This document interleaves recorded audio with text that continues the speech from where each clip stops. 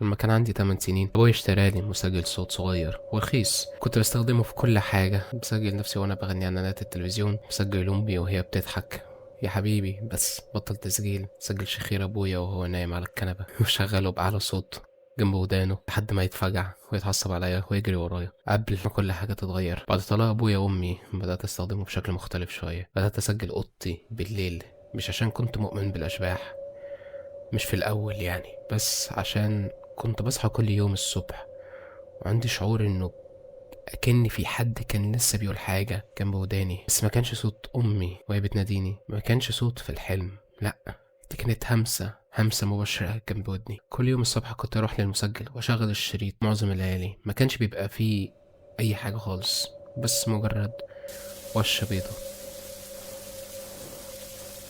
لحد ليلة 14 أكتوبر 2007 لما لقطت الصوت. في الأول ما كانش فيه غير صوت نفسي وأنا نايم. المسجل البلاستيك ده كان يعني مشكلته إنه بيخلي الصوت طالع مخنوق قوي وبعيد كأنك بتسمعه من أعابير. بعدين سمعت صوت السرير الخشبي وهو بيزيق وأنا بتقلب، وفجأة صوت ست ناعم وقريب جدا من الميكروفون وهو بيهمس: مش دلوقتي.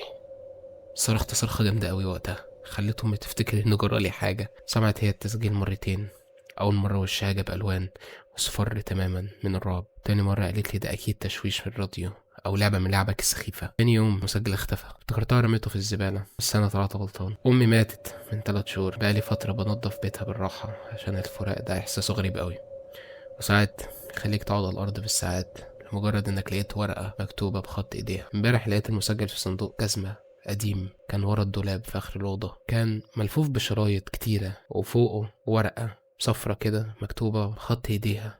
الغريب إن أمي خط إيديها حلو، أكنها كانت بتترعش وهي بتكتبه: إياك تشغل الملف الأخير. طبعا ده كان معناه إني شغلت كل الملفات ما عدا الأخير. معظمهم كانوا حاجات فاكرها وأنا بغني وأنا بضحك، أبويا بيعمل نفسه ديب، وأمي وهي بتقولي يا حبيبي بطل تسجيل وأنا بتكلم في التليفون.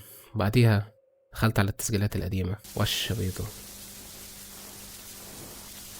لحد ما وصلت الملف 14 أكتوبر. نفس صوت نفسي، نفس التزييق السرير، وصوت الست الناعمة وهي بتقولي مش دلوقتي. قعدت في أوضة أمي الفاضية ومسجل في إيدي، ورجعت أحس إني عندي 8 سنين تاني. بس لقيت ملفات تانية بعد التاريخ ده، ملفات أنا مليش أي ذكريات معاها أو إني سجلتها أصلا. الملف اللي بعده كان يوم 15 أكتوبر، 3 دقايق من السكوت وبعدين سمعت صوتي وأنا نايم وبهمس: إمتى؟ دقيقة سكوت تانية عدت والست ردت عليا قالت لي: لما تبطل هي تراقب. مين دي؟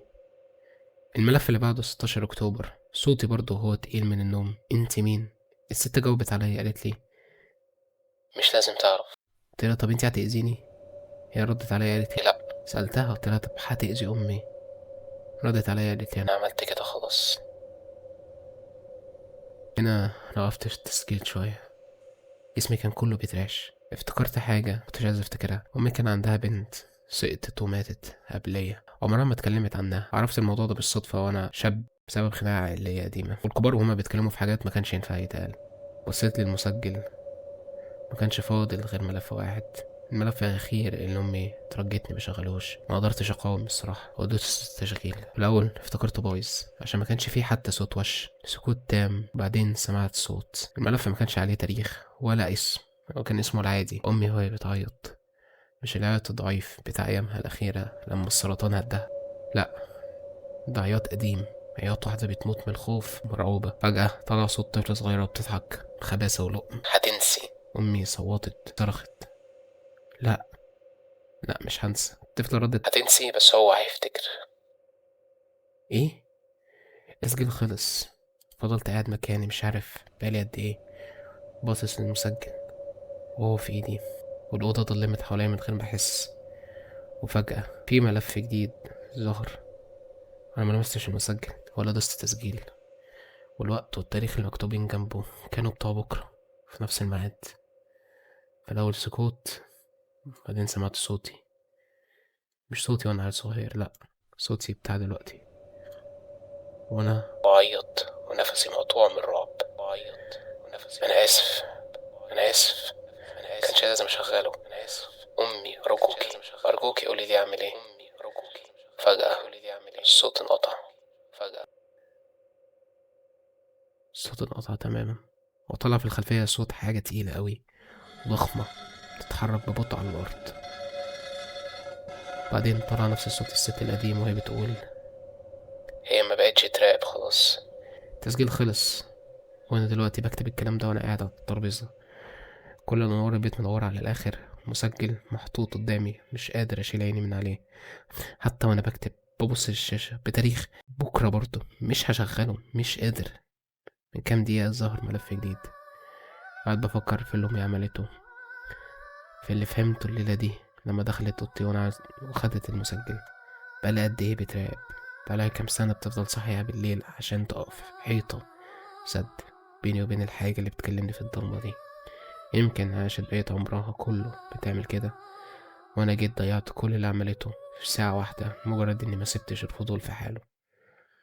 أنا آسف يا أمي، بجد أنا آسف. أنا دلوقتي سامع حاجة تحت الأرض في المطبخ، مش خربشة ولا خبط، ده صوت نفس نفس تقيل وبيقرب عليا.